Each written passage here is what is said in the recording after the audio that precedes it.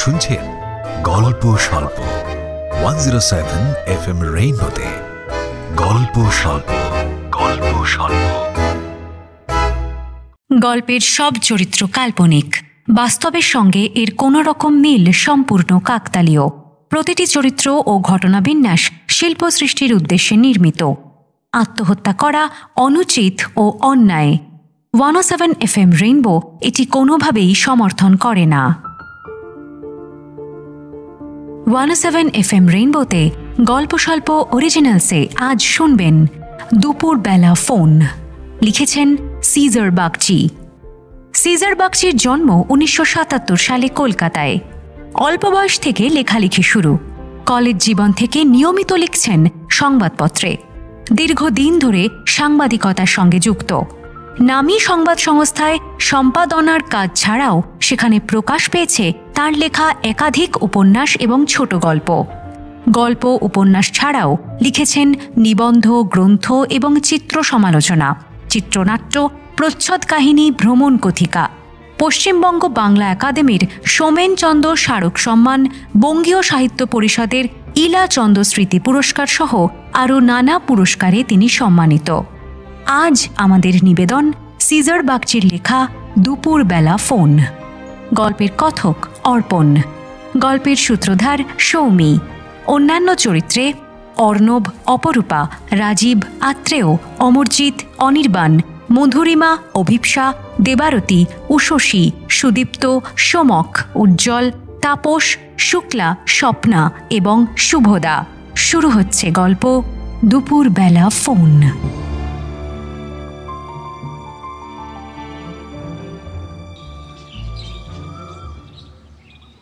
ফোনটা এলো আচমকা। দীপ্ত তখন দোতলার বারান্দায় দাঁড়িয়ে। শীত ফুরিয়ে বসন্ত এসেছে। কাছাকাছি কোথাও কোকিল ডাকছে। একা একা হাসল দীপ্ত।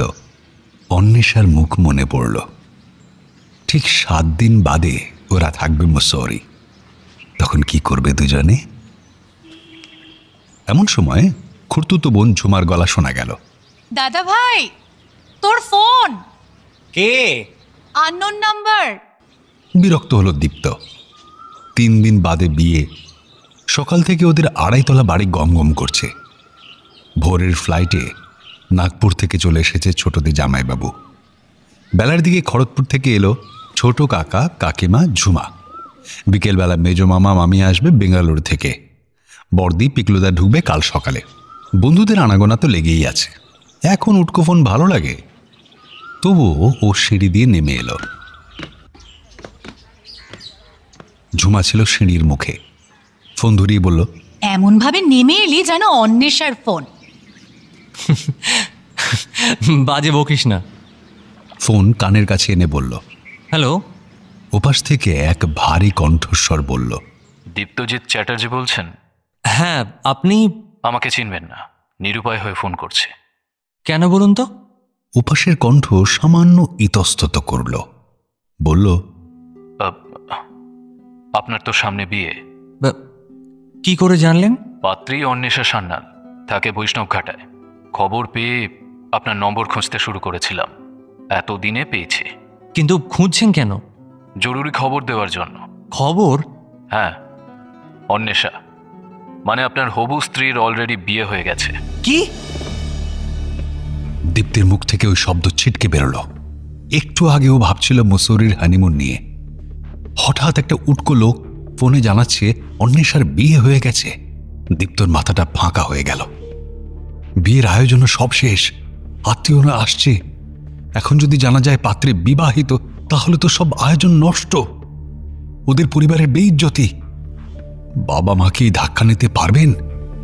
আত্মীয়রা তো আড়ালে হাসবে।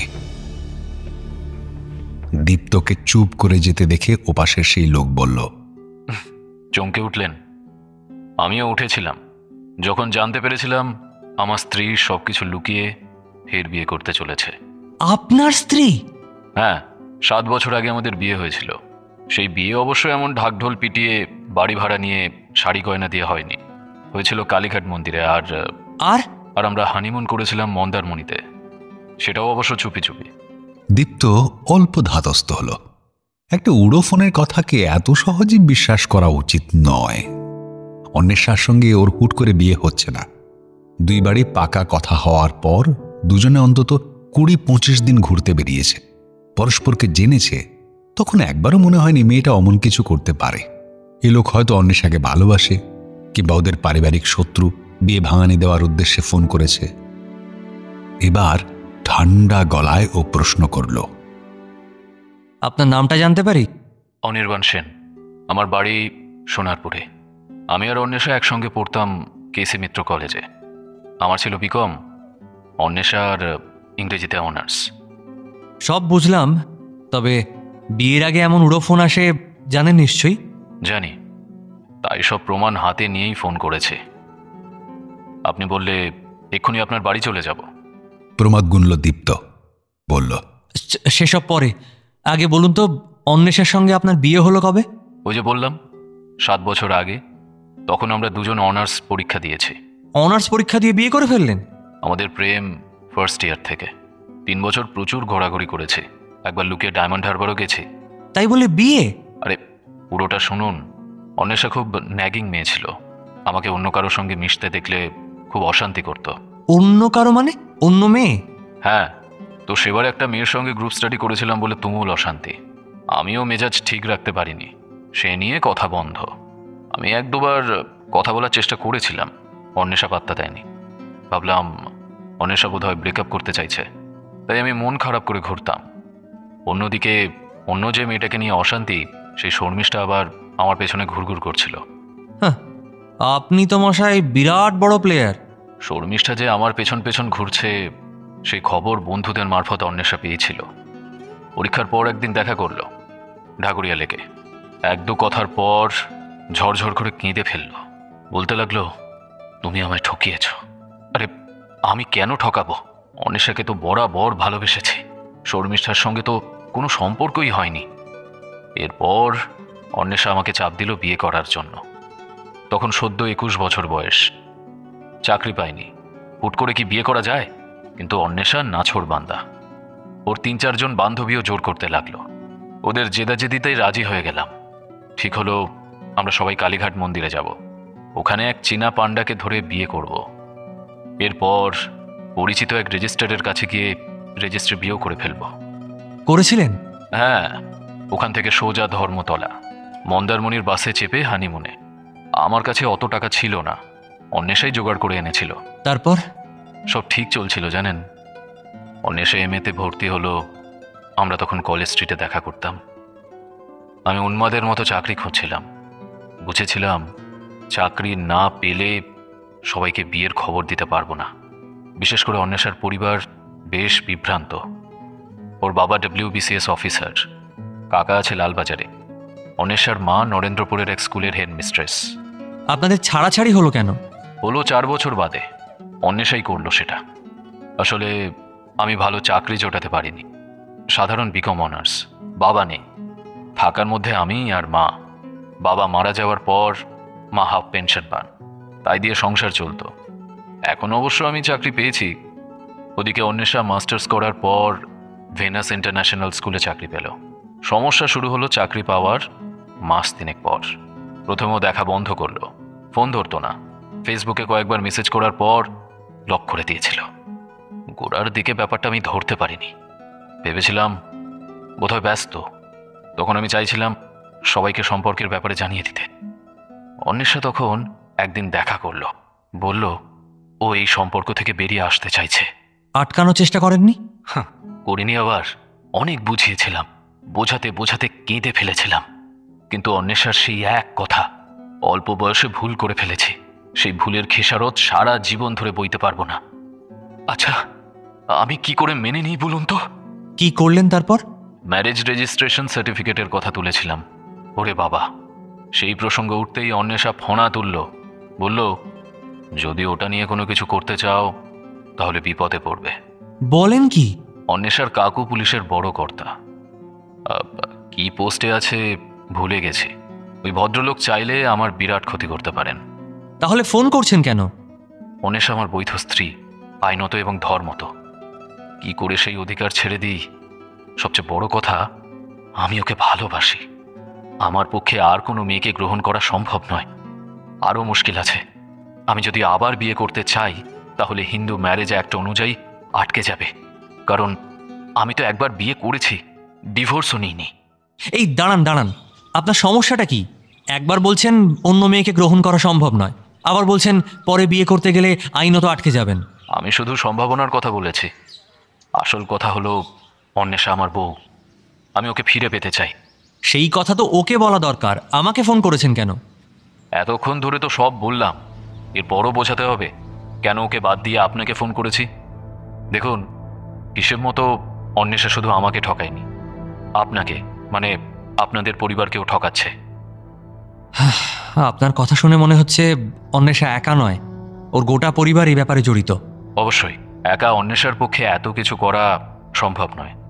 ভাবুন তো, একবার যদি আপনাদের বিয়ে হয়ে যেত, তারপর এত কথা এত প্রমাণ আমার কাছ থেকে পেতেন, তখন আপনার কেমন লাগতো?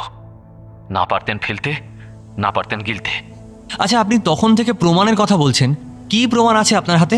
ম্যারেজ রেজিস্ট্রেশন সার্টিফিকেট, মন্দারমণির হোটেলের বিল। আমি ভেবেছিলাম ছবির কথাও বলবেন। না, তেমন ছবি নেই। আমরা একে অপরকে ভালোবাসতাম, এমন কিছু করিনি যাতে ওর সম্মান নষ্ট হয়। এক্ষুনি সব দেখাতে পারি। আপনার মোবাইল নম্বর পেয়েছি, ঠিকানা জোগাড় করতে পারিনি। কোথায় থাকেন বলুন, সবার সামনে সব কিছু দেখিয়ে দেব। এমন লোককে কি বাড়ির ঠিকানা দেওয়া উচিত হবে, নাকি ও আলাদা কোথাও দেখা করে আগে সব তথ্য যাচাই করবে, তারপর বাড়িতে জানাবে? ওর সাড়া না পেয়ে অনির্বাণ বলল, আব্বা, আমার কথা শুনতে পাচ্ছেন? হ্যাঁ পাচ্ছি। আপনি এখন কোথায় আছেন? আমি দেখা করতে চাই। আচ্ছা, গোল পার্কে চলে আসুন, মোড়ে দাঁড়িয়ে আছে। রাস্তায় কথা বলা যাবে না তো? ঠিক আছে, আপনি আসুন। আপনি এলে কোথাও বসে নেব। আমায় চিনবেন কেমন করে? ফেসবুকে আপনার ছবি দেখেছি, অসুবিধা হবে না। ফোন ছেড়ে নিজের ঘরে গিয়ে দ্রুত রেডি হলো দীপ্ত। সরাসরি অনির্বাণের সঙ্গে দেখা করা দরকার। এক বড় সড় ঝড় আসছে, কিন্তু একা যাওয়া কি উচিত হচ্ছে? অনির্বাণ কেমন মানুষ ও জানে না, কিন্তু নেবে কাকে? বন্ধু বলতে সুরজিৎ, সে এখন সল্টলেক সেক্টর 5-এ অফিসে। ওর বিয়ের জন্য ছুটি নেবে 4 দিন, তাই চাপে আছে। ফোন করলেও হুট করে বেরিয়ে আসা সুরজিতের পক্ষে তো সম্ভব হবে না। আত্মীয়দের এমন কেউ নেই যাকে বলা যায়। বাকি থাকলেন বাবা মা, তাদের জানালে তো দক্ষযোগ্য বাঁধবে। দীপ্ত ঠিক করলো একা যাবে। সিঁড়ি দিয়ে তরতর করে বসার ঘরে এসে দেখল সেখানে জোর আড্ডা জমেছে। বাবা হাসি হাসি মুখে বসে, মাও, মেজ মামা তো আসর জমিয়ে দিয়েছে। দীপ্তকে দেখে সবাই তাকালো। মা জানতে চাইলেন, ভর দুপুরে কোথায় চললি? গোল পার্ক, দরকার আছে। গোল পার্কে এখন? মেজ মামা পাশ থেকে বলল, এখন আর তোর শাসন চলে না দিদি, ছেলেকে বড় হতে দে। এবার রিমোট কন্ট্রোল অন্যজনের হাতে যাচ্ছে। নাও বেরিয়ে পড়ো ভাগ্নে, উইশ ইউ এভরি সাকসেস। ঝুমা বলে উঠল, আমি জানি মামা দাদাভাই কেন বেরোচ্ছে, এক্ষুনি ফোন এলো। সব কথা সব জায়গায় বলতে নেই ঝুমা। নাও তুমি বেরিয়ে পড়ো দীপু। তবে সত্যি গোল পার্ক যাচ্ছিস তো? মিলেনিয়াম পার্ক নয় তো? হ্যাঁ, ঘরের সবাই হো হো করে হেসে উঠল। তুমি আউটডেটেড হয়ে গেছো মামা, এখন কেউ আর মিলেনিয়াম পার্ক যায় না, বরং বাকিটা শোনার জন্য দীপ্ত দাঁড়ালো না, ঠোঁটে হাসি ঝুলিয়ে বেরিয়ে পড়ল। চারু অ্যাভিনিউ ধরে হেঁটে বড় রাস্তা, সেখানে গোলপার্কগামী বাস পেয়ে গেল। দুপুরের বাস, অনেকটা জায়গা খালি। দীপ্ত গিয়ে বসলো জানলার ধারে। বাইরে তাকিয়ে মনে হলো বারবার এমন ঘটনা ওর সঙ্গে কেন ঘটে? কলকাতায় তো ওর মতো হাজার হাজার ছেলে ঘুরছে, কই তাদের কারো প্রেম বা বিয়ে নিয়ে তো এত সমস্যা দেখা দেয় না। অন্বেষার মুখ খেয়াল হলো, ফর্সা চেহারা, চোখ দুটো বড় বড়, চিপচিপে গড়ন, কাঁধ পর্যন্ত চুল, গলার স্বরে অদ্ভুত মাদকতা। সবচেয়ে আশ্চর্য মেয়েটির হাসি। অমন মিষ্টি হাসি কমই দেখেছে দীপ্ত। হাসলে আবার গালে টোল পড়ে। বিয়ের কথা পাকা হওয়ার পর কতদিন দুজনে দেখা করেছে, আড্ডা দিয়েছে ঘন্টার পর ঘন্টা। প্রথমে একে অপরকে আপনি সম্বোধন করত। একদিন দেখা হওয়ার পর আপনি থেকে কত অনায়াসে তুমিতে চলে এসেছিল। তখন কি একবারও ভেবেছিল অন্বেষা বিবাহিত, বাড়ির সবাইকে লুকিয়ে বিয়ে করেছিল এবং লুকিয়ে মন্দারমণি হানিমুন করতে গিয়েছিল? চোয়াল শক্ত হয়ে উঠল দীপ্তের। মানুষ চেনা খুব কঠিন। শতাব্দীকে ওকে চিনতে পেরেছিল। অন্বেষার ভাবনা টেনে আনল শতাব্দীকে। প্রায় 4 বছর হল শতাব্দীর সঙ্গে দেখা হয়নি, অথচ একসময় প্রতিদিন সন্ধ্যাবেলা ও অফিস থেকে বেরিয়ে চলে যেত শ্যামবাজার 5 মাথার মোড়ে। বিকেলবেলা পড়ার ব্যাচ থেকে ফিরত শতাব্দী। তখনও সাহা কলেজের 2nd ইয়ার পড়ছে। কোনো রেস্তোরাঁয় বসে কখনো চা অমলেট, কখনো ব্রেন চপ খেত। এরপর শতাব্দী পাইকপাড়া রওনা দিত বাসে চেপে। দীপ্ত মেট্রো ধরত। 4 বছর এভাবে চলেছিল। শতাব্দী বিএ অনার্স পাশ করার পর ভাষাতত্ত্ব নিয়ে ভর্তি হয়েছিল কলকাতা বিশ্ববিদ্যালয়ে। তখনও ওখানে দেখা করেছে দীপ্ত। 4 বছর বাদে MA পাশ করে শতাব্দী একদিন ঘোষণা করল, আমার বাড়ি থেকে তোমাকে মেনে নেবে না। বাবার বন্ধু ছেলের সঙ্গে আমার বিয়ে ঠিক হয়েছে। সে আমেরিকায় থাকে, ডাক্তার। শতাব্দীর কথায় কিছুক্ষণ হতবাক হয়ে বসেছিল দীপ্ত। শেষে জানতে চেয়েছিল, তুমি কি আমাদের সম্পর্কের কথা বাড়িতে বলেছ? বলেছি, বাবা মা রাজি নয়। আমার পক্ষে বাবার অমতে কিছু করা সম্ভব নয়। আমি গিয়ে কথা বলছি। লাভ হবে না। কেন? এত বছরের সম্পর্ক এক হয়ে নিভিয়ে দেওয়া যায় নাকি? তাছাড়া আমেরিকার পাত্র মানেই যে সে ভালো তা নাও হতে পারে। এই পাত্র নেই সে সমস্যা নেই, বাবার বন্ধুর ছেলে। ছোটবেলা থেকে আমাদের বাড়িতে আসা যাওয়া করে, গোলগাল চেহারা, ভারী ভদ্র। আগে বলনি তো? আগে জানলে তো বলবো। আজ সকালে বাবা বলল, তখন জানলাম। বাবা তোমাকে পছন্দ করেন না। তিনি তো আমায় দেখেননি। তাহলে? আমি কয়েকদিন আগে জানিয়েছিলাম, তখন খোঁজ নিয়েছে, আজ বলল। ওই ছেলেকে বিয়ে করলে তোকে সারা জীবন এখানে পচে মরতে হবে। সেটা আমি কিছুতেই হতে দেব না। তুমি প্লিজ একটু চেষ্টা করো, তেমন হলে আমরা দুজন গিয়ে কথা বলবো। শতাব্দী চুপ করে বসে থাকল। দীপ্ত আকুল হয়ে ওর 2 হাত ধরল, অস্ফুটে বলল, আমার কি হবে? শতাব্দী হাত ছাড়িয়ে নিল, বলল, আমার বাড়ি মানবে না। সেই শেষ দেখা। এরপর শতাব্দী ওর পুরনো ফেসবুক, ইনস্টাগ্রাম অ্যাকাউন্ট সব অফ করে দিল। তবু রাত জেগে খুঁজে খুঁজে দীপ্ত হদিশ পেয়েছিল ওর নতুন অ্যাকাউন্টের। শতাব্দী ঘোষের বদলে সেখানে লেখা মোম ঘোষ। মোম হলো ওর ডাকনাম। সেই অ্যাকাউন্টের সূত্রে দীপ্ত জানতে পারল ওদের ছাড়াছাড়ির 6 মাসের মাথায় শতাব্দী বিয়ে করে পাড়ি দিল আমেরিকার ডালাসে। এই বিচ্ছেদ দীপ্তকে ভেতর থেকে গুঁড়িয়ে দিয়েছিল। কিছুদিন ভালো করে খেতে ঘুমোতে পর্যন্ত পারেনি। অফিস ছুটির পর শ্যামবাজারের রাস্তায় রাস্তায় ঘুরত একা। যে রেস্তোরাঁগুলো দুজনে গিয়ে বসত সেখানে যেত, চা, ফিশ ফ্রাই কিংবা ব্রেন চপ খেত। তারপর চুপচাপ বেরিয়ে মেট্রো ধরে বাড়ি ফিরত। পরদিন আবার হানা দিত। 5-6 বার অমন এক রেস্তোরাঁয় একা যাওয়ার পর টাকা মেটানোর সময় কাউন্টারের ভদ্রলোক প্রশ্ন করেছিলেন, আপনি আজকাল একা আসছেন? দিদির কি এখন সময় হচ্ছে না? অল্প হেসে বেরিয়ে এসেছিল দীপ্ত। এরপর আর কোনো দিন শ্যামবাজারে যায়নি। মনে হতো সবাই বুঝি জেনে ফেলেছে ওকে ছুঁড়ে ফেলে শতাব্দীর ডালাসে চলে গেছে। তখন ও অফিস থেকে সোজা বাড়ি আসতো। জল খাবার খেয়ে খুলে বসতো ফেসবুক। দেখত প্রায় দিনই শতাব্দীর ছবি দিয়েছে। কখনো লং ড্রাইভে গেছে, কখনো ছুটিতে ইয়েলোস্টোন ন্যাশনাল পার্ক, কখনো নায়াগ্রা জলপ্রপাতের সামনে বর্ষাতে পড়ে। সব ছবিতে নিজের স্বামীকে জড়িয়ে ছবি তুলেছে শতাব্দী। এই ছবির কোথাও পুরনো সম্পর্কের হালকা দাগও খুঁজে পাওয়া যাবে না। এমন কি হয়? হতে পারে নাকি পুরনো সম্পর্ককে চাপা দিতে শতাব্দী আরো বেশি করে স্বামীকে আঁকড়ে ধরে ছবি দেয়? দীপ্ত ভাবতে চাইতো সেটাই কারণ। সেই ভাবনা ওকে তৃপ্তি দিত, তাই প্রতিদিন ও নিয়মিত শতাব্দীর নতুন প্রোফাইলে হুমড়ি খেয়ে পড়ে থাকত। একদিন সুরজিতের চোখে পড়ল। সেদিন ও অনেক বুঝিয়েছিল, তোর উচিত নতুন কোনো মেয়ের সঙ্গে মেশা। শতাব্দী এখন তোর এক্স। আরে জীবনে এমন অনেক কিছু হয়, সেসব ধরে রাখলে চলবে ভাই?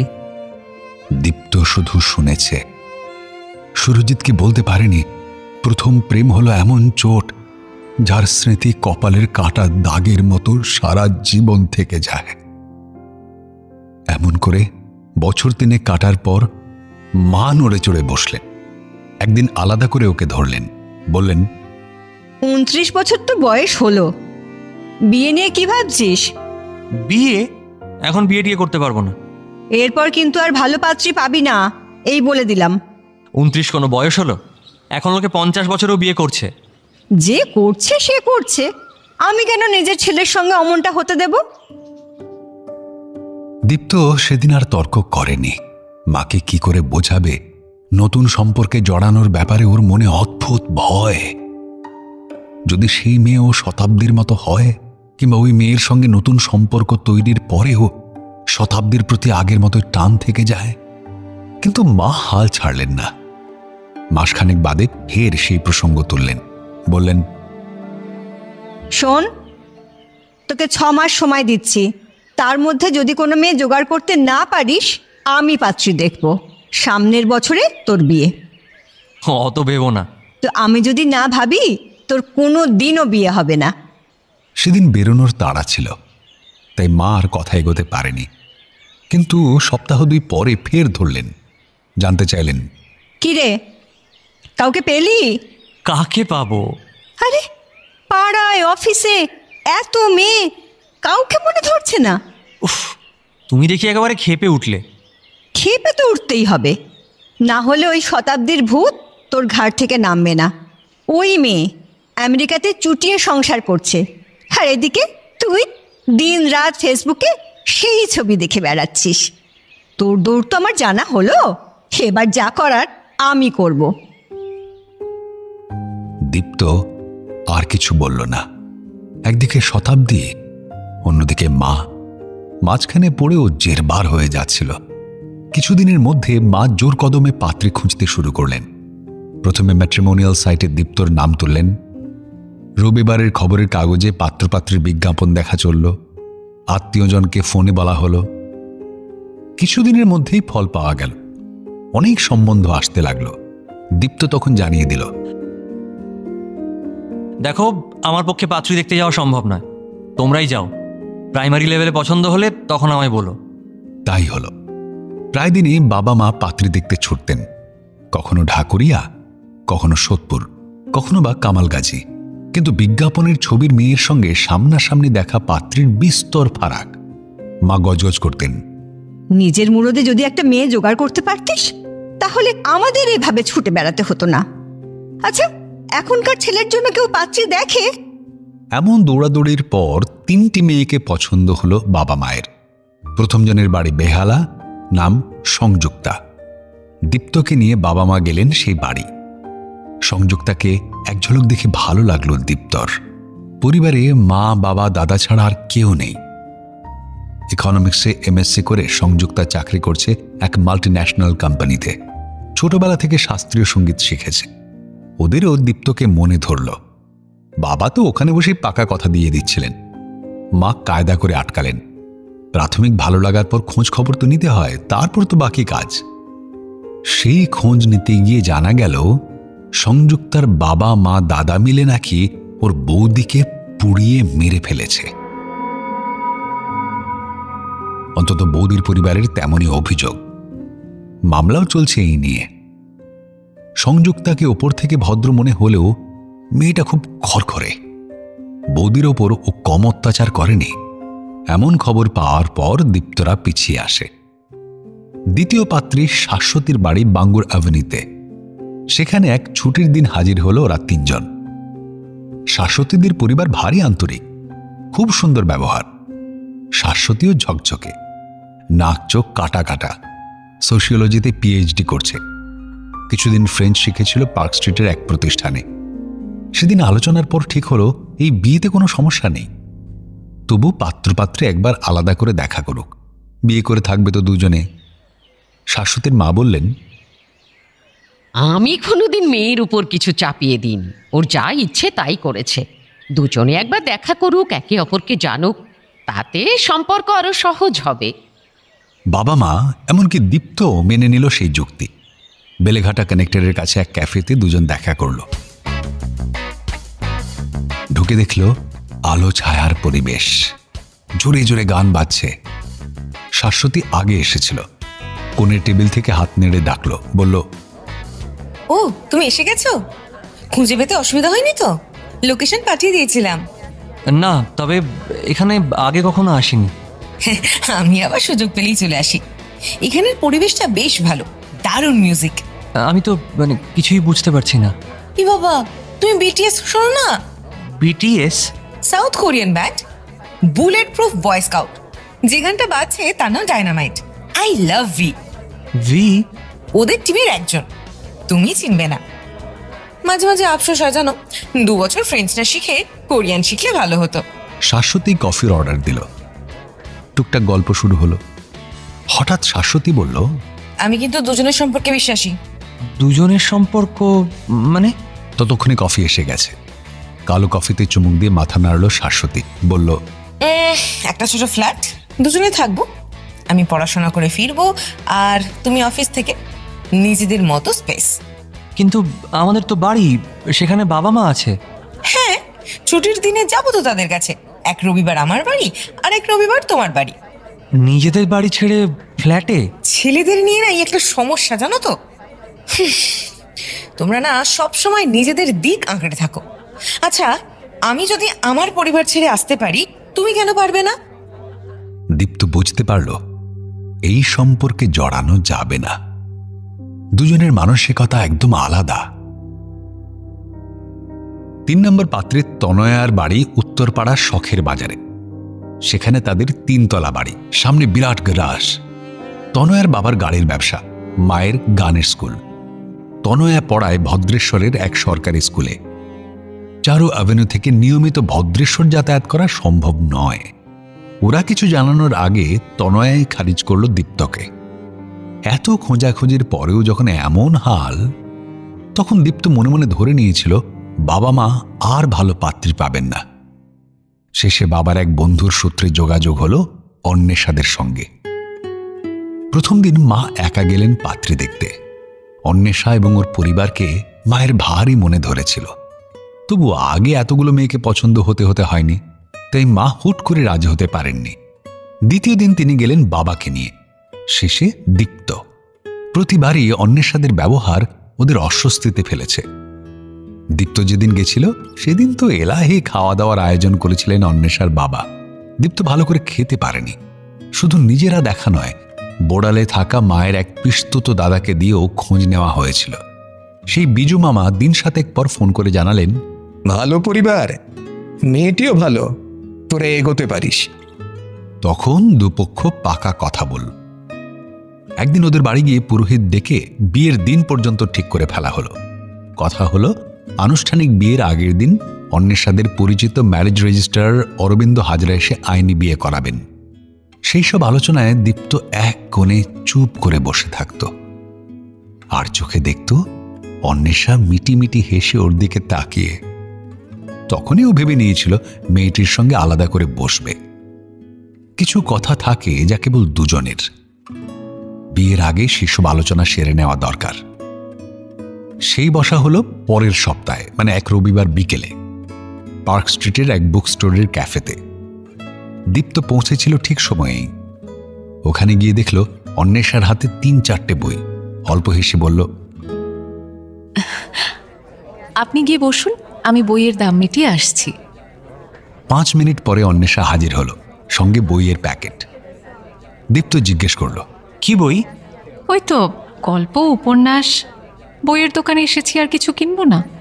অন্বেষা সেদিন নীল রঙের একটা শাড়ি পরেছিল, কপালে নীল টিপ, পায়ের চটিও নীল, ডান হাতের অনামিকায় নীল পাথর বসানো সোনার আংটি। দীপ্তর মনে সেই নীল রং আকাশের নীলের মতো ছড়িয়ে পড়ল। অনেক গল্প হলো দুজনের। দীপ্ত বলল শতাব্দীর কথা। অন্বেষা বেশ মজা পেল, কিন্তু নিজের সম্পর্ক নিয়ে কিছু বলেনি। দীপ্ত একবার জানতে চেয়েছিল, তুমি কখনো প্রেম করনি? ভালো লেগেছে অনেককে, কিন্তু ভালো লাগা আর প্রেম কি এক বলো? পার্ক স্ট্রিট থেকে ফিরে অন্বেষার রেশ বহুক্ষণ ওর মনে রয়ে গিয়েছিল। শতাব্দীর পরেই প্রথম অন্য কোনো মেয়েকে ভালো লেগেছিল দীপ্তর। রাতে ফেসবুক খুলতে গিয়েও খুলল না। ওর মাথায় পাক দিল অন্বেষার সেই মৃদু স্বরের উচ্চারণ। কিন্তু ভালো লাগা আর প্রেম কি এক বলো? আচমকা দীপ্ত আবিষ্কার করল শতাব্দীর প্রতি আগের টান তেমন অনুভব করছে না, বরং অন্বেষা প্রবলভাবে ওকে টানছে। পারে তো কালই গিয়ে ফের দেখা করে, কিন্তু সেটা বাড়াবাড়ি হয়ে যাবে।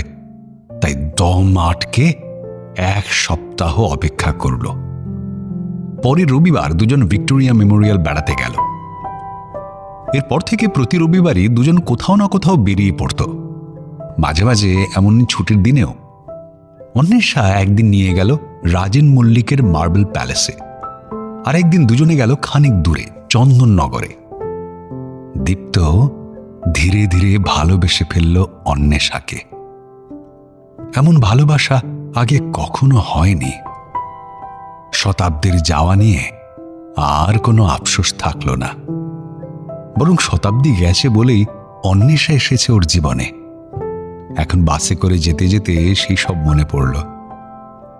এত ঘোরাঘুরি মেলামেশার সময়ও কি ভেবেছিল অন্বেষা বিবাহিত? সোনারপুরের এক ছেলের সঙ্গে ধর্মীয় এবং আইনি 2 ধরনের বিয়ে করে বসে আছে। গোলপার্ক এসে গেছে। বাস থেকে দ্রুত নামতে যাবে, কন্ডাক্টর এসে পিঠে টোকা দিল। দাদা, টিকিটটা করবেন। টিকিট। দীপ্তর খেয়াল হলো এই সব চিন্তায় টিকিট কাটতে ভুলে গেছে। পকেট থেকে 20 টাকার নোট বের করে কন্ডাক্টরের হাতে ধরিয়ে ও নেমে পড়ল। এখন আর বাকি টাকা ফেরত চাওয়ার মতো মানসিকতা নেই। রাস্তার ধারে দাঁড়িয়ে দীপ্ত মোবাইল বের করল। অনির্বাণকে আগে ফোন করা দরকার। লোকটা কোথায় দাঁড়িয়ে? ফোন করতে হলো না। একজন এগিয়ে এসে বলল, দীপ্তজিৎ বাবু, আপনি অনির্বাণ? দীপ্ত দেখল রোগাটে চেহারার লোক, গাল ভাঙা, তীক্ষ্ণ নাক, ছোট ছোট চোখ, মাথায় ঝাঁকড়া চুল, লম্বাটে গড়ন, কিন্তু তেমন লম্বা নয়, দীপ্তর চেয়ে খানিকটা বেঁটে। চলুন কোথাও বসি, অনেক কথা আছে আপনার সঙ্গে। কথা তো হয়ে গেছে, ডকুমেন্টস দেখান। লোকটা মাথা নাড়ল, বলল, হ্যাঁ দেখাবো। সামনের রাস্তায় নতুন ক্যাফে খুলেছে, দুপুরে ফাঁকা থাকে। চলুন ওখানে আগে একটু বসি। দুজন পায়ে পায়ে সেই রাস্তায় ঢুকল। গোলপার্কের ওপর দিয়ে অনেকবারই যাতায়াত করেছে দীপ্ত, কিন্তু এই রাস্তায় ঢোকেনি। আজ ঢুকে দেখল চারপাশে অনেক পুরনো বাড়ি। এককালের অভিজাত মধ্যবিত্ত বাঙালিরা থাকতেন। বেশিরভাগ বাড়ির চেহারায় বার্ধক্যের ছাপ পড়েছে। সেসব বাড়ির নিচে প্রচুর দোকান, মোমো, এগরোল থেকে কম্পিউটার পার্টসের। খানিক যেতে সে ক্যাফে দেখা গেল। দুজন ঢুকলো সেখানে। দিনের বেলাও জায়গাটা অন্ধকার অন্ধকার। এক টেবিলকে মাঝখানে রেখে দুজনে বসল। দীপ্ত বলল, দিন। কি? এভিডেন্স, যার জন্য এসেছি। অনির্বাণ কাঁধের ব্যাগ থেকে একটা প্লাস্টিকের ফোল্ডার বের করল। তার মধ্যে একটা বিয়ের রেজিস্ট্রেশন সার্টিফিকেট, হোটেলের বিল বেরোলো। আপনাদের বিয়ের কোনো ছবি নেই? না, করা হয়নি। আসলে মাথাতেও আসেনি। দেখুন, সত্যি বলতে সেদিন আমি কেমন ঘাবড়ে গিয়েছিলাম। বাড়িতে মা জানলো না আমি লুকিয়ে বিয়ে করছি। মাকে লুকিয়ে কিছু করা ঠিক নয়, আমিও ঠিক কাজ করিনি। তার ফল আমি ভুগছি। আমার কিন্তু এই দুটো দরকার। কিন্তু আমার কাছে তো ওই এক কপিই আছে। এক কাজ করুন, বরং ফটোকপি করে নিন। দীপ্ত অল্প ভাবল, ম্যারেজ রেজিস্ট্রেশন সার্টিফিকেট খুঁটিয়ে দেখল। সত্যি অন্বেষার নাম আছে, মেয়েলি হাতের লেখা, সাক্ষীদের সইও আছে। সাক্ষীরা কবুল করবে তো? বলতে পারবো না। পুলিশ জেরা করলে নিশ্চয়ই করবে, আমি বললে করবে না। মানে? ওরা সবাই অন্বেষার বন্ধু। আমার হয়ে যে দুজন করেছে তারাও। একটি ছেলে এলো অর্ডার নিতে। দীপ্ত 2টো কোল্ড কফির অর্ডার দিল। অনির্বাণ কিছু বলল না। ছেলেটা চলে যাওয়ার পর বলল, অন্বেষা যে কোনোদিন এত পাল্টে যাবে ভাবতে পারিনি। দীপ্ত কোনো উত্তর দিল না। অনির্বাণ ফের বলল, জানেন, আপনাদের বিয়ের খবর যখন পেলাম তখন ভেবেছিলাম কিছু করব না। আমার কি, অন্বেষা তো আর ফিরবে না। তবু কি যে হলো, ফেসবুকে আপনার প্রোফাইল খুঁজে বের করলাম, সেখান থেকে মোবাইল নম্বর নিলাম, তারপর আপনাকে ফোন করলাম। ভয় ছিল আপনি যদি অন্বেষার সঙ্গে হাত মিলিয়ে নেন আমি তাহলে মারা পড়ব। কফি এলো বড় গ্লাসে, তাতে স্ট্র দেওয়া। দুজনে নিঃশব্দে খেতে লাগলো। দীপ্তর মাথা ঝিমঝিম করছিল। এখন আর কোনো সন্দেহ নেই যে অন্বেষা বিবাহিত। তাহলে এত আয়োজনের কি হবে? ও কি লোককে নিয়ে বাড়ি যাবে? বাবা মায়ের সামনে গিয়ে বলবে সবকিছু, নাকি সোজা থানায় যাবে? অন্বেষাদের বিরুদ্ধে অভিযোগ জানাবে? সুরজিৎকে এখন প্রয়োজন ছিল, কিন্তু ওকে পাওয়া তো মুশকিল। কফি শেষ হলো। টেবিলে একটা 500 টাকার নোট গ্লাস চাপা দিয়ে রেখে দীপ্ত উঠে পড়ল। বলল, চলুন। অনির্বাণ উঠে দাঁড়ালো। কফি শপের বাইরে ফটোকপির দোকান। সেখান থেকে 4 কপি করে ম্যারেজ রেজিস্ট্রেশন সার্টিফিকেট এবং হোটেলের বিলের ফটোকপি করালো দীপ্ত। অনির্বাণকে বলল, আপনার ঠিকানা আমাকে হোয়াটসঅ্যাপ করুন, পরে দরকার হবে। অনির্বাণ তৎক্ষণাৎ পাঠিয়ে দিল। বলল, শুধু দেখবেন আমি যেন সামনে না আসে। অন্বেষা যদি জানতে পারে এইসব আমি দিয়েছি তাহলে আমার ক্যারিয়ার শেষ করে দেবে। কিন্তু জানতে তো পারবেই, না হলে আমি এসব পেলাম কোত্থেকে? বলবেন বাড়ির লোকেরা পাত্রীর সম্পর্কে খোঁজ খবর নিতে গিয়ে জানতে পেরেছে। এখন তো অনেক ছোটোখাটো এজেন্সি আছে এসব খবর এনে দেওয়ার। মাথা নেড়ে সায় দিল দীপ্ত। অনির্বাণ চলে গেল। গোলপার্কের মোড়ে এসে দীপ্ত ফোন করল সুরজিৎকে।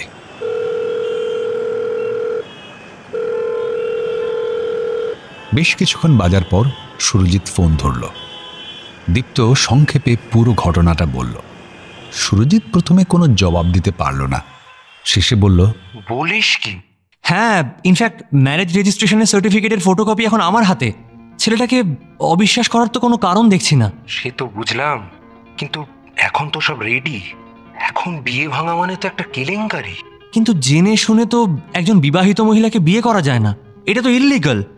মানে আমার তো মনে হচ্ছে পুলিশে জানানো উচিত। দাঁড়া দাঁড়া দাঁড়া, এখনই পুলিশে যাস না। মেয়ের কাকা লালবাজারে আছে।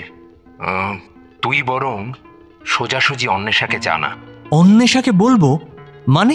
আরে তোর সঙ্গে তো অন্বেষার আলাদা একটা সম্পর্ক। কি বোকা বোকা কথা বলছিস? আলাদা সম্পর্ক আবার কি?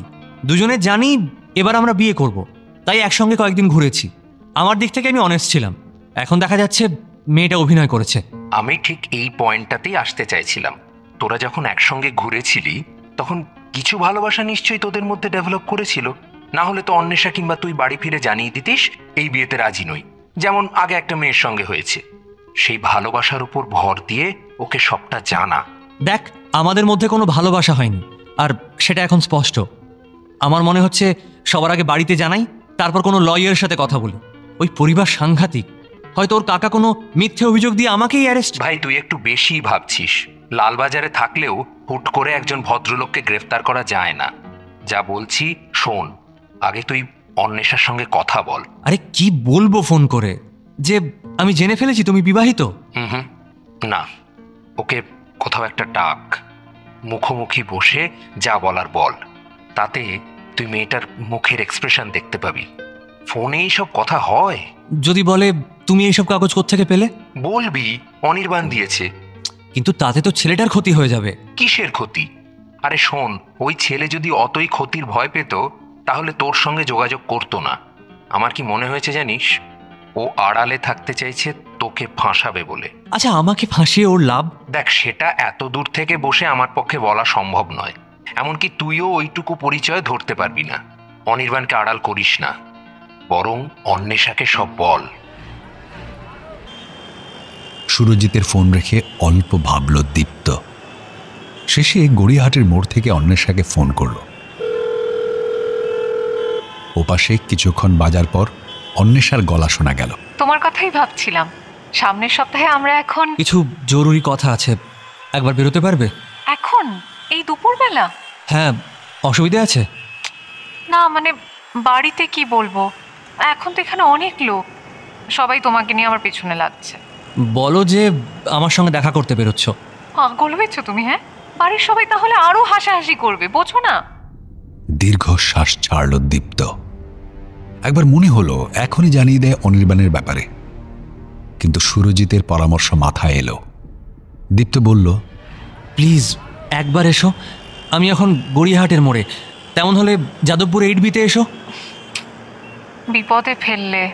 দরকারটা কি একবার বলবে? মানে হঠাৎ এমন জরুরি তলব? সব বলবো, আগে এসো। ফোনে বলা সম্ভব না। দীপ্তর শেষ কথায় অন্বেষা থমকালো, বলল, কি হয়েছে দীপ্ত? মানে এনিথিং রং? বললাম তো ফোনে বলা সম্ভব নয়। বেশ, আমি আধ ঘন্টার মধ্যে যাদবপুর পৌঁছচ্ছি। অন্বেষা ফোন ছাড়ল। মোবাইল হাতে চুপ করে দাঁড়িয়ে থাকলো দীপ্ত। কি ভেবেছিল আর কি হলো? যে মেয়েকে পেয়ে শতাব্দীকে ভুলে গেছিল, এখন দেখা যাচ্ছে সেই অন্বেষা আরো বড় ধাপ্পাবাজ।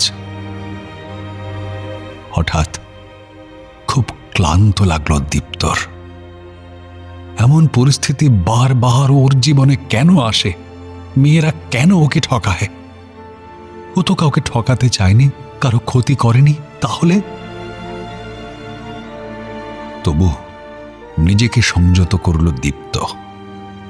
সামনে বিরাট ঝামেলা আসছে, এখন শক্ত থাকা প্রয়োজন। অন্বেষার পরিবার নিশ্চয়ই জোর গলায় সব অভিযোগ অস্বীকার করবে, উল্টে দোষ চাপাবে দীপ্তদের ওপর। মুশকিল হলো সমাজে মেয়েদের জোর বেশি। বাসে ট্রামে যদি কোনো মেয়ে চিৎকার করে কোনো ছেলের বিরুদ্ধে শ্লীলতাহানির অভিযোগ করে, বাকি যাত্রীরা কিছু যাচাই না করেই সে কথা বিশ্বাস করে নেয়। এখানেও তেমন হওয়ার সম্ভাবনা প্রবল। এখন সেই চাপ সামলাতে হবে। বাবা মায়ের বয়স হয়েছে, তাঁদের পক্ষে পুরো ব্যাপারটাই দুঃখজনক। ঘড়ি দেখল দীপ্ত, আর 20 মিনিট বাকি। এখন চাইলে কোনো বাসে কিংবা অটোয় উঠে যাওয়া যায়। তবু দীপ্ত হাঁটা শুরু করল। দুপুরের রোদ মাথায় নিয়ে ও এগিয়ে চলল যাদবপুরের দিকে। ও যখন হাঁটতে হাঁটতে যাদবপুর থানা পেরিয়ে বিশ্ববিদ্যালয়ের কাছাকাছি, তখন অন্বেষার ফোন এলো। হ্যাঁ, এসে গেছি। তুমি কোথায়? ইউনিভার্সিটি 4 নম্বর গেটের সামনে যাচ্ছি। বাসে চেপে আসছো? না, হেঁটে। অন্বেষা অল্পক্ষণ চুপ করে থাকল। শুনতে পেল দীপ্তর নিঃশ্বাস পড়ার শব্দ। আলতো গলায় জিজ্ঞেস করল, কি হয়েছে দীপ্ত? তোমার আচরণ কিন্তু আমার ভালো লাগছে না। সেই প্রশ্নের সরাসরি জবাব না দিয়ে ও বলল, শোনো, এক কাজ করো, গেট দিয়ে ইউনিভার্সিটির ভেতরে ঢুকে পড়ো। অরবিন্দ বিল্ডিংয়ের পাশ দিয়ে মাঠের ধারে এসো, ওখানে জায়গাটা ফাঁকা থাকে, ওখানে কথা বলা যাবে। অন্বেষা লাইন কাটল। দীপ্তও বিশ্ববিদ্যালয়ের গেট দিয়ে ঢুকে পড়ল। আগে বহুবার যাদবপুরের ক্যাম্পাসে আড্ডা দিয়েছে দীপ্ত, সুরজিৎ ছিল যাদবপুরের ছাত্র, ও সূত্রে এখানে আসতো। গোটা ক্যাম্পাস ওর চেনা, তাই মাঠের সামনে পৌঁছতে বেশি দেরি হলো না। মাঠের ধার দিয়ে যে রাস্তা, সেটা ধরে খানিক এগোতেই দেখতে পেল অন্বেষাকে। হাত তুলে ও ইশারা করল। অন্বেষাও দেখতে পেয়েছে দীপ্তকে। কাছে এসে প্রশ্ন করল, বলো কি হয়েছে? মাঠের ধারে দাঁড়িয়ে দীপ্ত অপলক চোখে অন্বেষার দিকে তাকালো, বলল, একটা খবর পেয়ে তোমাকে এমনভাবে ডেকে পাঠালাম। খবর? অন্বেষা ভুরু কুঁচকে তাকালো। দীপ্ত হাতের কাগজগুলো বাড়ালো। অন্বেষা ছোঁ মেরে নিয়ে চোখ বোলাতে লাগলো। দীপ্ত দেখতে পেল ওর মুখ ফ্যাকাশে হয়ে যাচ্ছে। এক সময় মুখ তুলল অন্বেষা, বলল, এর মানে কি? সেটা জানতেই তো তোমাকে ডেকে এনেছি। আমি কিছুই বুঝতে পারছি না। অনির্বাণ সেনকে চেনো? হ্যাঁ চিনি। মানে বলা ভালো চিনতাম। মানে ওই রোগা ঝাঁকড়া চুল, গাল ভাঙা। বহু বছর তো যোগাযোগ নেই ওর সাথে। বহু বছর? এইসব কাগজ তোমায় কে দিয়েছে? অনির্বাণ? সেটা বড় কথা নয়। বড় কথা হলো তুমি তো আগেই বিবাহিত, তাহলে আবার নতুন করে বিয়ের নাটক কেন? এই কাগজটা ভুল ভাল দীপ্ত। আমি বিবাহিত নই। তেমন হলে চলো বাড়িতে, আমার কাকুর সঙ্গে কথা বলো, তিনি ইনভেস্টিগেট করে কিছু একটা। ঠিক এটাই ভাবছিলাম। তোমার ইনফ্লুয়েন্সিয়াল কাকু নিজের প্রভাব খাটিয়ে পুরো ব্যাপারটা ধামাচাপা দেবে। তাতে কি সত্যিটা মিথ্যে হয়ে যাবে? মন্দারমণির হানিমুনটা। মাইন্ড ইওর ল্যাঙ্গুয়েজ দীপ্ত। এভাবে তুমি আমাকে ইনসাল্ট করতে পারো না। ইনসাল্ট? ইনসাল্ট তো তুমি আমায় করেছো, আমাদের করেছো। গলা চড়ে গেছিল দীপ্তর। পাশ দিয়ে 3-4টে ছেলে মেয়ে যাচ্ছিল। ওদের দিকে তাকিয়ে বোধহয় নিজেদের মধ্যে বলাবলি করল। অন্বেষা সেটা লক্ষ্য করল, বলল, শোনো, এখানে দাঁড়িয়ে এই নিয়ে তর্ক করে কোনো লাভ নেই। আমি ভাবতে পারিনি এমন একটা বিষয় নিয়ে কথা বলার জন্য তুমি বিয়ের 2 দিন আগে আমাকে ডেকে পাঠাবে। তাহলে আমি তৈরি হয়ে আসতাম। যাই হোক, চলো না কোথাও গিয়ে বসি। কেউ বা কারা গোলমাল পাকাতে চাইছে এটা কিন্তু স্পষ্ট। আগে সব কথা শুনি, তারপর বাকি কাজ না হয় করব। দিশেহারা লাগলো দীপ্তর। অন্বেষার সঙ্গে গিয়ে বসবে, নাকি ওর হাত থেকে ফটোকপিগুলো নিয়ে সোজা বাড়ি চলে যাবে, বাবা মাকে সব জানাবে? তুমি তো আমার কথা শুনতে এসেছো, সেটা আগে শোনো, তারপর যা সিদ্ধান্ত নেওয়ার না হয় নিও। দুজনে ওখান থেকে বেরোলো। অন্বেষার প্রস্তাব মেনে যাদবপুরের একটা পুরনো কফি শপে গিয়ে বসলো একটা নিরিবিলি টেবিল দেখে। 2টো কফি আর 1 প্লেট পকোড়ার অর্ডার দিয়ে অন্বেষা বলল, অনির্বাণ আমার সঙ্গে কলেজে পড়তো। আমি ছিলাম আর্টসে, ও কমার্সে। কলেজে আমার সঙ্গে একটা ছেলের হালকা একটা সম্পর্ক হয়েছিল। হালকা সম্পর্ক? হ্যাঁ, ছেলেটার নাম ছিল অম্লান। আমরা কেউ কাউকে প্রপোজ করিনি, কিন্তু দুজনের দুজনকে ভালো লাগতো। হয়তো তখনই যদি অম্লান আমাকে প্রপোজ করতো আমি রাজি হয়ে যেতাম, কিন্তু অম্লান কোনোদিনও আমায় কিছুই বলেনি। এভাবেই বছর 2.5 কেটেছিল। ধীরে ধীরে আমার ভালোবাসা ভালো লাগাই নেমে এসেছিল। বুঝতে পেরেছিলাম যে অম্লান ছেলেটা এমনি ভালো, কিন্তু বয়ফ্রেন্ড হওয়ার মতো নয়। অম্লানের ক্ষেত্রে যে ব্যাপারটা পুরোটা উল্টো হয়ে গেছিল সেটা আমি ধরতে পারিনি। পার্ট 3 পরীক্ষার আগে একদিন অম্লান এসে আমাকে প্রপোজ করলো। বাধ্য হয়ে না বলেছিলাম। অম্লান এমন উত্তর আশা করেনি। ও প্রথমে ভেঙে পড়ে, তারপর খুব রেগে যায়। আমি নাকি খেলুড়ে টাইপের মেয়ে, এত বছর ধরে ওকে নাচিয়েছি। আমি এবং আমার 2 বান্ধবী অদিতি এবং স্নিগ্ধা, আমরা ওকে অনেক বুঝিয়েছিলাম। কিন্তু ওই বয়সে স্বপ্নভঙ্গের ধাক্কাটা অম্লান সামলাতে পারিনি। অম্লানের বেস্ট ফ্রেন্ড ছিল অনির্বাণ। একদিন কলেজ থেকে একা বেরিয়ে গোল পার্কের মোড়ে এসেছি, হঠাৎ অনির্বাণ এসে ধরল।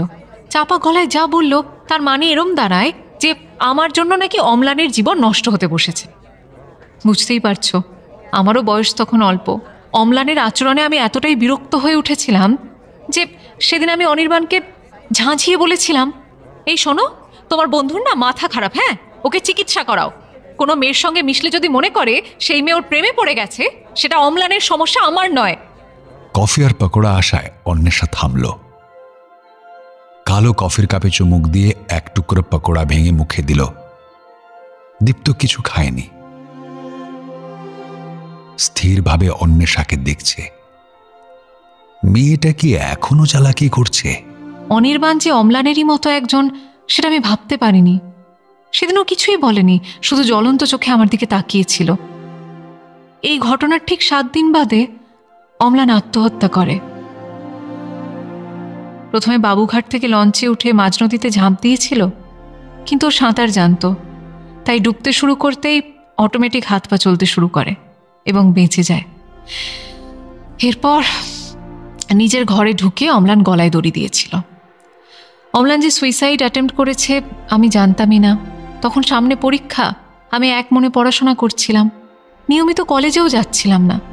যে বন্ধুদের সঙ্গে তখন যোগাযোগ ছিল সবাই আর্টসের, কমার্সের বন্ধুদের সঙ্গে কোনো যোগাযোগ নেই। অম্লান মারা যাওয়ার পরের দিন দীপালি ফোন করে প্রথম আমায় খবরটা দিয়েছিল। শুনেছিস, অম্লান সুইসাইড করেছে।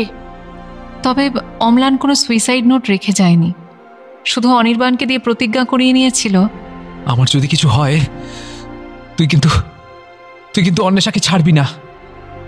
থামল অন্বেষা, কফির কাপে বড় চুমুক দিল। এবার দীপ্ত চুমুক দিল নিজের কাপে। অনির্বাণই আমার সঙ্গে যোগাযোগ করেছিল আজ একটু আগে। তারপর গোলপার্কে দেখা করে এই ডকুমেন্টস দিয়েছে।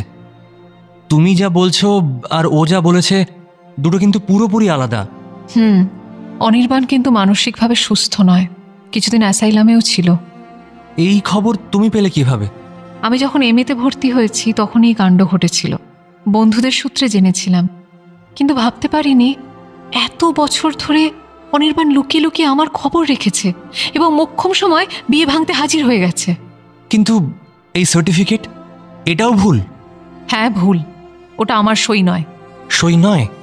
না। তবু তোমার যদি সন্দেহ হয় তাহলে আমরা একটা কাজ করতে পারি। কি? কফিটা শেষ হলে চলো অরবিন্দবাবুর সঙ্গে যোগাযোগ করি। তিনি তো বিয়ের আগের দিন আসবেন আমাদের রেজিস্ট্রি করতে। দুঁদে লোক, তিনিই তো বলতে পারবেন এটা ঠিক না ভুল। কফিতে চুমুক দিতে গিয়ে থমকালো দীপ্ত। অরবিন্দবাবুর কথা মাথায় আসেনি। অনির্বাণ এমনভাবে সবকিছু বলেছিল যে মাথা গুলিয়ে গিয়েছিল। অন্বেষা ফোন করলো অরবিন্দবাবুকে। তিনি তখন সল্ট লেকে। বললেন, হ্যাঁ, আমার তো ওই ঘন্টা খানেকের কাজ, আপনারা চলে আসতে পারেন করুণাময়ীর মোড়ে। দুজন একটা ট্যাক্সি নিয়ে রওনা দিল করুণাময়ীর দিকে। এই প্রথম দুজন একসঙ্গে ট্যাক্সিতে। দীপ্ত দেখল অন্বেষা উদাস মুখে বাইরে তাকিয়ে, কোলের ওপর রাখা নরম দুটো হাত। ওর খুব ইচ্ছে হলো সেই হাত ধরার, কিন্তু পারল না। দুপুর থেকে যা যা চলছে সে সব বাধা হয়ে দাঁড়ালো। করুণাময়ীতে পৌঁছে ফের ফোন করা হলো অরবিন্দ বাবুকে। তিনি বললেন, বিদ্যাসাগর বিল্ডিং এর সামনে চলে আসুন না, আমি বেরোচ্ছি এক্ষুনি। সেই বাড়ি খুঁজে পেতে সময় লাগলো না। 1 মিনিটে অরবিন্দবাবুও হাজির।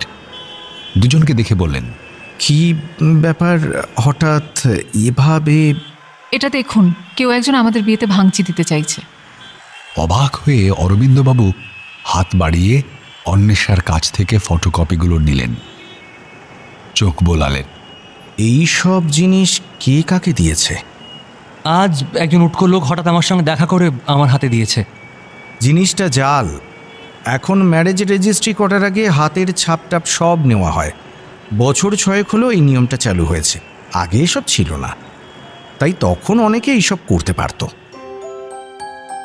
অরবিন্দবাবু আরো অনেক কিছু বলছিলেন, ভেঙে ভেঙে ব্যাখ্যা করছিলেন কি করে বোঝা যাবে কোন বিয়ের সার্টিফিকেট জাল। সেসব কিছুই দীপ্তর মাথায় ঢুকছিল না। ওর গভীরে অদ্ভুত এক স্বস্তি ছড়িয়ে পড়ছিল। একসময় অরবিন্দবাবু থামলেন, বললেন, তাহলে ঠিক আছে তো? অন্বেষা মাথা নেড়ে বলল, থ্যাংক ইউ। অরবিন্দবাবু আবার ভেতরে চলে গেলেন। রাস্তার ধারে এবার শুধু দুজনে। অন্বেষা কিছু বলতে যাচ্ছিল, ওর হাত চেপে ধরল দীপ্ত। বলল, গত কয়েক ঘন্টা যে কিভাবে কাটিয়েছি সে শুধু আমিই জানি। ভাগ্যিস সরাসরি তোমাকে জানিয়েছিলাম, না হলে এতক্ষণে। দীর্ঘশ্বাস ছাড়ল অন্বেষা, বলল, অনির্বাণ ফাঁদটা ভালোই পেতেছিল। যদি আমাদের মধ্যে সম্পর্কটা সহজ না থাকতো, এতক্ষণে তুলকালাম লেগে যেত। তবে এটা কিন্তু ক্রিমিনাল অফেন্স, আমার বাড়িতে কিন্তু জানাতেই হবে। হ্যাঁ, আমাকেও। সায় দিয়ে বলল দীপ্ত। পায়ে পায়ে দুজনে করুণাময়ী মোড়ের দিকে হাঁটা দিল, হাতে হাত ধরা। অনেক চিন্তা ওর মাথায় খেলতে লাগলো। অম্লান, অনির্বাণ, শতাব্দী। অন্বেষার হাত প্রবল জোরে ও আঁকড়ে ধরল।